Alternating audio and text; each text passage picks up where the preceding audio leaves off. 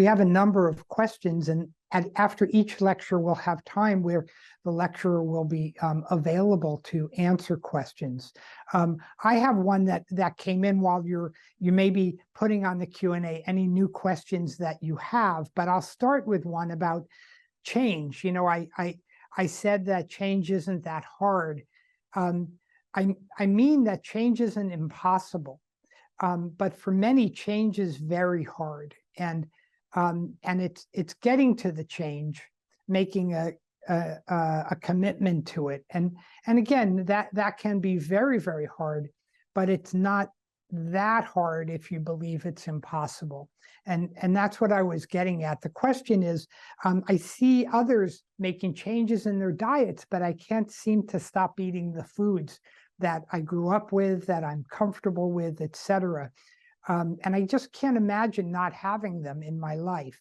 And how do I do it? And the thing I want to mention there is that the one thing that I find people don't realize is that if you change your diet a little bit, your palate changes fairly quickly over a matter of weeks. But it won't change until you restrict something or another. Now, maybe you won't be able to restrict it, but if you are, I would say just make an experiment of something that you eat all the time, but maybe you don't love, that you could decide not to eat for a few days, and see what happens. And then start slowly, and look at all the food that you think may not be healthy in your life and put it aside. On the other hand, recognize that really there is no one perfect diet. When we look at communities where people live long and they live well, they're happy, they don't have as many diseases as other places, and they live into, you know, ripe old age. They not only have a lot of community and connectivity, activity in their lives, but they eat all sorts of diets, and they eat things and consume things that you might say are not healthy, yet they do it in moderation. So one of the first things you could look at, not so much as getting rid of something, is limiting it a little bit, and maybe not only having it at certain times or one day a week rather than every day. There are a lot of choices we can make, and I would do this not only to empower you to maybe change what you eat, but to empower you to take control over the choices you can make over all aspects of your life.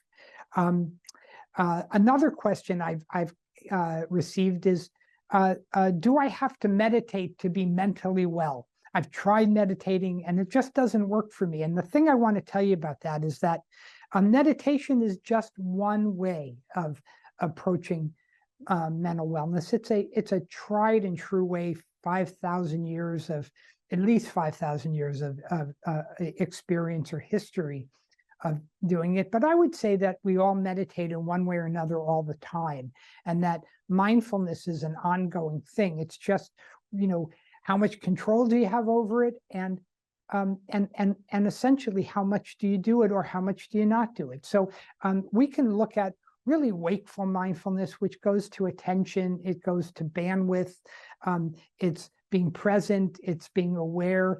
You know, many people feel that they're very good at multitasking. Most multitaskers are just splitting their attention, not widening it.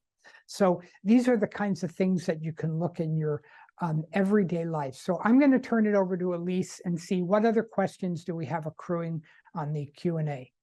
We're getting a lot of questions about sugar sources and sugar addiction. Can you speak to that?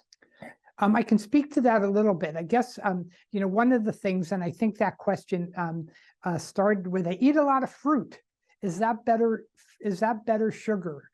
Fruit is better not because of the sugar in it, but because of all the other things that are there. And the problem with processed foods, you know, and I should say that processed foods aren't necessarily bad. The problem is the processed foods that we are typically exposed to are produced mostly for economic purposes, for convenience rather than nutrition. and they don't really consider the harm of the kinds of elements that they have. So the sugar in processed foods tend to be absorbed very, very quickly. They're like rocket fuel for the body.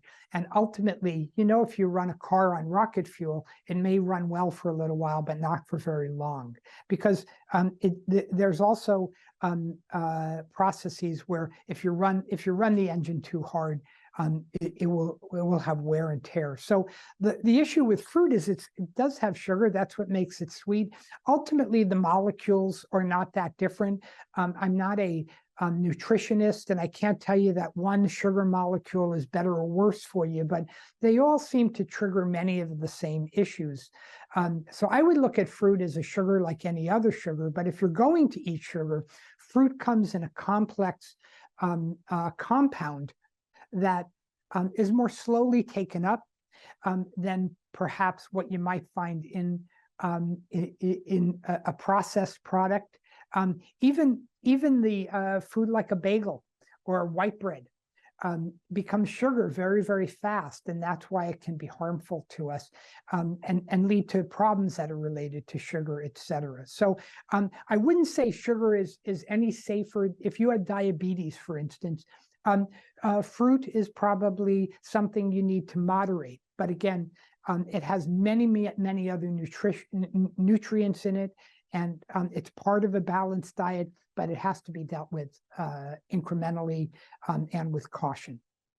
What constitutes being physically active? Well, as I said, I think in the talk, the Department of Health and Human Services says that you should be essentially physically active about 150 minutes a week, 2.5 hours, 30 or 20 minutes a day, or 30 minutes 5 days a week, and you should have at least 2 days of resistance exercise where you're resisting gravity. You know, if I put you on the moon for any period of time, you'd come back atrophied because you won't be resisting gravity. Our bodies are made to resist it. Our bodies are made to resist stress, probably true physically and mentally. So it's really about how you do it. My belief is that if you can be physically active every day, and you know, in my family, our goal was to always find the closest parking space, but it turns out the furthest parking space may be the most helpful, or don't drive at all and walk. You know, take the stairs if you can, or start where you are and just start to do more activity than you're doing now, and do a little bit every day. So the answer to the question of how much physical activity do you need depends on where you're starting. It depends on you, but try to do something physical every day. And again, make change in a way that's incremental, that's you know, that will be successful for you, because it's not a sprint, it's a marathon. Next question. We're getting a lot of questions about telomeres. You talked about slowing the damage. Can the damage be reversed? And the second part to that question is, does mindfulness impact telomere health? So the research here is really clear that these telomeres are protectors of the parts of the chromosome that are the most vulnerable. And when the telomeres don't work, they injure these chromosomes so that they can't help us regenerate our cells in our bodies. And when we can't regenerate our cells in our bodies, that's aging. That's why we age. So keeping the protection around our chromosomes may be a critical answer in slowing down aging. And in fact, these telomeres can be fixed and can improve. And when we see the improvements that come from pretty much any aspect of wellness we know of, the telomeres look like they're healthier, younger telomeres. So the inferences or the extrapolation would be that maybe we're getting younger. Maybe this is our way of aging more slowly. Now, I don't know that that's absolutely true, but what we do know from the research is that telomeres do improve. They then start protecting again with physical wellness, psychological wellness, diet, exercise, and and mindfulness. I showed you some of the data from the telomere effect and that the book. The data is not fully complete. So I also want to make sure that you know that this is early data, but it's extremely exciting. The question is, does meditation or mindfulness help with this? The data suggests it does. And again, if you, like all things, diversity, if you address your diet, your exercise, and your mental wellness together, it appears that may have the strongest effect. Next question. How do people who live in poverty create wellness for themselves? This is an excellent question about, how people who don't have the resources to have a organic, fresh diet, live in social conditions where they don't have access to wellness, where they're stressed, where they're not able to exercise, or simply in communities that don't support wellness. So, some of it is economic and some of it isn't. And that's a shame, and something that we need to look at in terms of the equity of wellness and the disparities that we have around this area. We look at social determinants of illness all the time, and this is really an issue of social determinants of wellness. I don't have an answer to it, but I think we're raising our awareness now to the other part of the disparities in healthcare that have to become a priority, not only for the individuals who are suffering, but for us as a society, because we all pay the cost of those inequities.